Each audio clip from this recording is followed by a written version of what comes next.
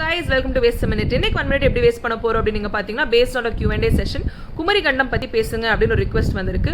குமரி கண்டம் is one of the oldest continents submerged under the Indian Ocean and the Pacific Ocean. அதாவது ஒரு பெரிய நிலப்பரப்பு ஆப்பிரிக்கா, இந்தியா, ஆஸ்திரேலியா இது மூணையும் கனெக்ட் பண்ற மாதிரி ஒரு பெரிய நிலப்பரப்பு இந்தியன் ஓஷனுக்குள்ள மூங்கி இருக்குன்னு சொல்றாங்க. இத ஃபர்ஸ்ட் யார் ஐடென்டிஃபை பண்ணாங்க அப்படினா அமெரிக்கன்ஸ் ஐடென்டிஃபை பண்றாங்க. மெக்கன்சி, ஸ்லேட்டர் இவங்க ரெண்டு பேரும் ஒரு பெரிய நிலப்பரப்பை வந்து ஐடென்டிஃபை பண்ணி அதுக்கு லெமோரியா அப்படின்னு பேர் வைக்கிறாங்க. இதுதான் லெமோரியா பெரிய சிவிலைசேஷன் வந்து உள்ள முங்கி இருக்கு அப்படின்னு சொல்றாங்க. ஆனா தமிழ் மக்கள் என்ன பேச ஆரம்பிச்சிட்டாங்கன்னா இதுதான் நம்மளோட குமரி கண்டம் அப்படிங்கிற கன்க்ளூஷனுக்கு வந்துட்டாங்க. ஏன்னா சங்கம் லிட்ரேச்சர்ல குமரி கண்டத்தை பத்தி நிறைய செய்திகள் போட்டிருந்தாலுமே அந்த குமரி கண்டம் எங்கங்கிறது யாருக்குமே புரியாத புதிராவே இருந்துச்சு. அதுக்கப்புறம் இந்த இடத்த பத்தி அவங்க ஐடென்டிஃபை பண்ணதுக்கு அப்புறம் நம்ம குமரி கண்டம் தண்ணிக்குள்ள முங்கிருச்சு அப்படிங்கிற ஒரு தெளிவுக்கு அவங்க வராங்க. இதை பத்தி நிறைய செய்திகள் சங்கம் லிட்ரேச்சர்ல ஏன் இருக்குன்னா Tamil is the oldest civilisation. அதனால பழைய செய்திகள் எல்லாமே சங்கம் லிட்ரேச்சர்ல இருந்து எடுக்க முடியும்.